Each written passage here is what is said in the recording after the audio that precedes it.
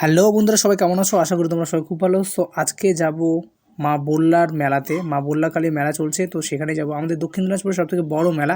শুধু দক্ষিণ দিনাজপুর বললে হবে না, পুরো আমাদের উত্তরবঙ্গের সবথেকে বড় কালী মেলা আমাদের বল্লা কালী মেলা। আমরা বুনিয়াদপুর স্টেশনে উঠেছিলাম, তো বুনিয়াদপুর স্টেশনের পরে গঙ্গারামপুর স্টেশন আসে। তো গঙ্গারামপুর স্টেশনে ট্রেনটা দাঁড়িয়ে আমার বন্ধু ড্যান্স করছিল। তো তারপরে আমরা চলে আসলাম মায়ের দর্শনে। দেখতে পাচ্ছ কত লোকের আগমন, অনেক অনেক দূর দূর থেকে লোক আসে।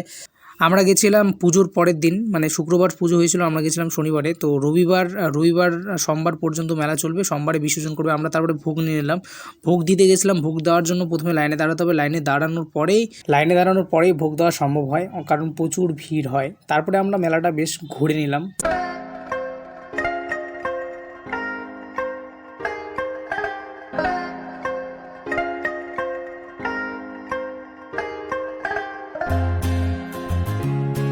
তখন বাজে ঘড়িতে 4:30। তো ট্রেন ছিল 5টার সময়। তো আমরা চলে এসেছিলাম একদম যেখানে রেল গেটটা ছিল, মানে রেলের রাস্তার যে গেটটা, সেখানে চলে এসেছিলাম। দেখতে পাচ্ছ কত লোক, একদম প্রচুর লোক, একদম ট্রেন পুরো ভর্তি হয়ে যাবে মনে হচ্ছে।